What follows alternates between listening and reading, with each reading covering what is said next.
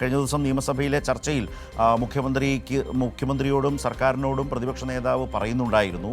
അദ്ദേഹം പറഞ്ഞത് കേന്ദ്ര വിമർശനം കൂടി ഇക്കാര്യങ്ങളിലൊക്കെ വേണ്ടതാണ്, ആകാമായിരുന്നു, ഒരു വരിയിൽ പോലും അത് ഉണ്ടാകുന്നില്ല എന്ന് സഭയ്ക്കകത്ത് തന്നെ പ്രതിപക്ഷം ചൂണ്ടിക്കാട്ടിയതാണ്. അതുപോലെ ഇന്ന് നടക്കുന്ന ഈ സമരം, ഈ ജനകീയ സമരം ഇത്തരം കാര്യങ്ങൾ വേണ്ടതാണ് എന്ന പൊതുവിലയിരുത്തൽ പ്രേക്ഷകരുടെ ഭാഗത്തു നിന്ന് വരുന്നു. ഓർക്കെ, ഇതൊരു സംസ്ഥാന സർക്കാരിനെതിരായ സമരം എന്ന നിലയ്ക്ക് മാത്രമല്ല, വിലക്കയറ്റത്തിനെതിരായി അതിന് ഉത്തരവാദികളായി ഒന്നാം സ്ഥാനത്ത് നിൽക്കുന്നത് കേന്ദ്ര സർക്കാരാണ്. അതുപോലെ തന്നെ സംസ്ഥാന സർക്കാരിന് ചെയ്യാവുന്ന ആശ്വാസ നടപടികളും അത് സ്വീകരിക്കുന്നില്ല സംസ്ഥാന സർക്കാർ എന്ന വിമർശനം സംസ്ഥാന സർക്കാരിന് മേൽ. അതുകൊണ്ടാണ് കേന്ദ്ര സംസ്ഥാന സർക്കാരുകൾക്കെതിരെ സമരം എന്നാണ് CPM ഇതേക്കുറിച്ച് പറഞ്ഞിട്ടുള്ളത്. ഓരോ പ്രദേശത്തെയും കേന്ദ്ര ഓഫീസുകളിലേക്ക്, കേന്ദ്ര സർക്കാർ ഓഫീസുകൾക്ക് മുന്നിലാണ് സമരം എന്നുള്ളത് കൂടി ഓർക്കണം. കേന്ദ്ര സംസ്ഥാന സർക്കാരുകൾക്കെതിരെ വിലക്കയറ്റം നമ്മുടെ ഹോട്ടൽ വ്യവസായത്തെ, സാധാരണക്കാരൻ്റെ ജീവിതത്തെ, തൊഴിൽ ദിനങ്ങൾ മുടങ്ങുന്ന, വിലക്കയറ്റം അതിരൂക്ഷമാക്കുന്ന ഒരു സാഹചര്യത്തിലൂടെ കടന്നു പോകുന്ന കാലമാണ് നമ്മളെ സംബന്ധിച്ച്.